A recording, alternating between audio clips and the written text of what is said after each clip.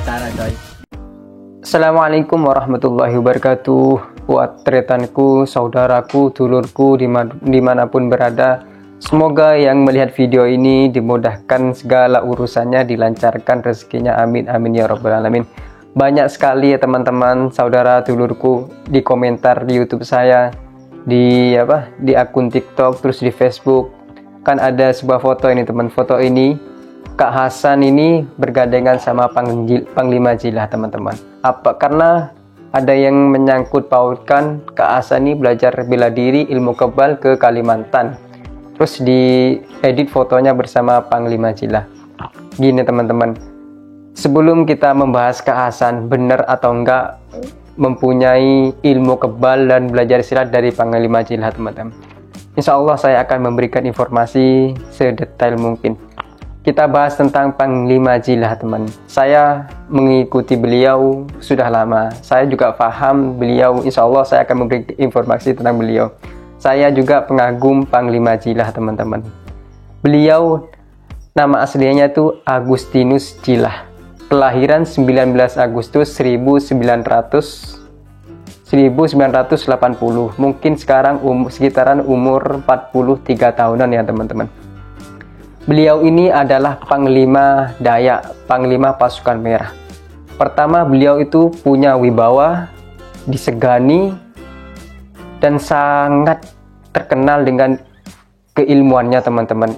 Masalah ilmu kanuragan, pencak silatnya, ilmu kebatinannya, beliau emang sip jago di dalam bidang itu teman-teman. Jadi Panglima Dayak itu bukan orang sembarangan. Beliau orang sakti, saya percaya beliau itu orang sakti. Nah, benarkah Kak Hasan itu pernah belajar ilmu bela diri ke Panglima Jilah? Saya Allah alam teman-teman. Karena masalah ilmu kebatinan itu yang tahu cuma Kak Hasan atau pernah bilang ke keluarganya teman-teman. Beliau Kak Hasan itu pernah merantau ke Kalimantan. Bisa iya, bisa enggak, wallah alam teman-teman. Hanya Kak Hasan yang tahu. Banyak video beredar di TikTok maupun di Facebook itu teman, di YouTube itu menyangkut kautkan kalau Kak Hasan belajar bela diri sama Panglima Jilah seperti foto di atas ini. Itu wallahu a'lam teman-teman ya, wallahu a'lam, hanya Kak Hasan yang tahu. Cuman saya kagum sama Panglima Jilah. Beliau bukan orang sembarangan, beliau orang sakti, saya percaya. Orang Madura itu teman-teman yang terkenal dulu, mungkin ada tretan yang dengar. Orang Madura itu, gurunya itu, masalah spiritual itu, ilmu kebatinan, kanuragan. Yang pertama itu orang Madura belajar di Banten. Kebanyakan ya terus terang teman-teman. Kata abah saya, almarhum, keluarga saya itu, kebanyakan belajar ilmu kebatinan, kanuragan itu dari Banten teman-teman. Itu yang pertama, itu dari Banten. Ya mungkin ada juga belajar di Dayak. Ada beberapa hal yang kita ini belajar di Dayak itu bela diri Dayak. Itu banyak. Terus doa-doa kayak doa tentang wanita itu doa biar kita memancing lawan jenis itu ada. Saya pernah belajar juga doa dari keluarga kita dari Dayak. Itu ya teman-teman. Jadi saya tidak bisa memberikan informasi detail sebelum nanti saya langsung ketemu Kak Hasan. Bener Kak, sampeannya pernah belajar ke Panglima Jilah gitu. Benar Kak, sampai pernah belajar ilmu kabar ke Panglima Jilah, wallah alam. Tapi Panglima Jilah ini teman-teman orang berwibawa, sakti, emang benar-benar sakti, bukan orang sembarangan teman-teman. Saya kagum, saya mengikuti beliau itu sudah lama, dan mengikuti channel beliau, terus mengikuti tentang Dayak itu saya sudah lama. Karena keluarga saya ada di Kalimantan Selatan, Banjarmasin, terus ada di Kalbar, Kalimantan Barat, Pontianak, semua bergandengan sama orang Dayak. Jadi saya insya Allah lebih tahu detail sedikit gitu tentang orang Dayak teman-teman. Bismillahirrahmanirrahim. Kita lihat video Panglima Jilah teman-teman. Ini video beliau ini membunuh tanpa menyentuh. Kita lihat ya, bismillahirrahmanirrahim. Kekuatan sedikit saya membunuh tanpa menyentuh. Tidak berapa? 1, 2, 3, 4, 5. Saya hantam mereka ini. Mereka ada, tapi juga pukulan tembus semua. Tembus semuanya. Ya.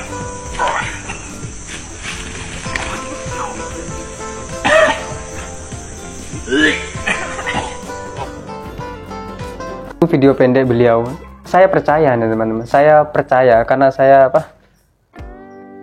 pernah belajar ilmu gitu. Kalau orang yang nggak pernah belajar masalah ilmu kanuragan gitu mungkin nggak percaya.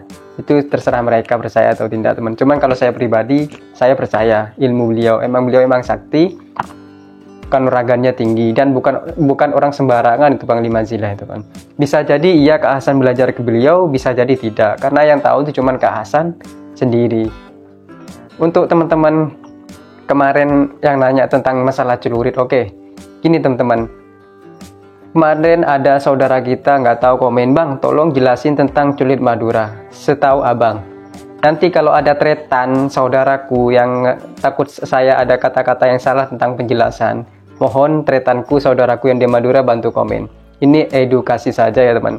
Di Madura gini loh teman-teman, saudaraku dulur, orang Madura itu kalau masalah celurit itu emang kata-katanya gini, kalau seorang laki-laki pria itu diwarisi celurit, kalau wanita itu diwarisi emas-emasan kayak gelang cincin teman-teman. Itu yang harus kita tahu. Orang Madura kalau laki-laki warisannya celurit, yang untuk perempuan para wanita itu emas. Nah, untuk masalah celurit teman-teman, saya pernah dikasih sama almarhum orang tua saya, abah saya itu dikasih celurit. Katanya kalau proses pembuatan celurit yang benar-benar itu teman-teman, celurit itu kan memang biasanya kan terbuat dari stainless, baja, pir, cakram itu kan, setahu kita kan. Tapi kata orang tua saya, keluarga saya, sesepuh di sana itu ngomong gini, celurit Gina kalau ada campuran emas walaupun 1 gram, setengah gram, yang penting ada campuran emasnya. Nah, insya Allah terus dibacain doa sesuatu gitu, ada doanya khusus, itu katanya nggak ada orang kebal teman-teman. Jadi celurit asli Madura itu kalau benar-benar senjatanya orang Madura itu rata-rata itu ada campuran emasnya teman. Itu yang saya tahu untuk masalah celurit. Jadi kalau ada salah mungkin tretan dikoreksi di bawah ini. Nah, pembuatan proses celurit itu teman-teman di Madura itu agak lama, ada ritual khusus gitu, mungkin doa-doa wallahu a'lam, saya tidak tahu, cuman saya mendengar cerita langsung dari abah almarhum keluarga saya gitu teman. Jadi proses pembuatan celurit di Madura itu ada campuran emasnya teman. Kalau kata orang Madura, senjata kita celurit itu kalau ada campuran emasnya terus dibacain doa-doa khusus itu gak ada orang kebal. Gak ada orang kebal. Tapi sekebal apapun, kalau orang itu cari masalah, cari gara-gara, ya sama aja teman-teman. Kebal itu datang kalau kita insya Allah tidak cari gara-gara, tidak cari masalah, itu pertolongan Allah itu turun teman-teman. Itu yang kebal. Yang jawaban itu buat teman-teman yang nanya tentang masalah celurit itu di Madura teman-teman. Ya, sudah saya jawab. Nah, terus apa lagi bang? Kok orang Madura terkenal keras sekali, terkenal carok. Gini loh tretan, saudaraku, aslinya orang Madura itu sama, kayak panjenengan, kayak kita semua itu sama.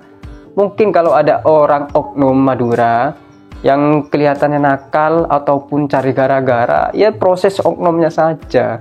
Yang arogan tuh proses oknumnya saja. Orang Madura itu asli, nggak semuanya jelek. Orang Madura juga sopan, terus ya sopan santun, dan rata-rata insya Allah orang Madura itu santri ngaji teman-teman. Jadi banyak ngerti tata krama masalah ilmu gitu ya teman-teman. Sama saja kayak kita orang Madura. Jadi kalau ada orang Madura yang bersifat arogan, jahat atau apa, proses aja itu, hukum silahkan, terserah mereka. Karena mereka tuh kalau salah ya tetap salah, nggak boleh kita bela.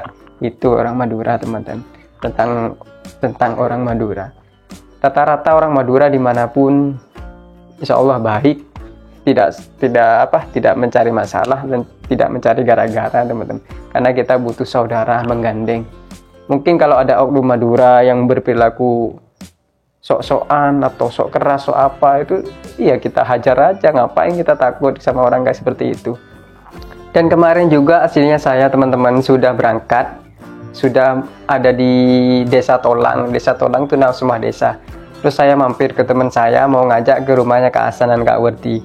Nah, setelah itu teman saya Ustadz itu, yang salah satu Ustadz itu yang ada di dekat rumah Kak Hasan, ngomong gini teman-teman, Bang, sporana gelu cancel loh. Saya bertanya, kenapa kok si cancel? Saya udah ada di Tolang sama teman saya mau ke situ gitu.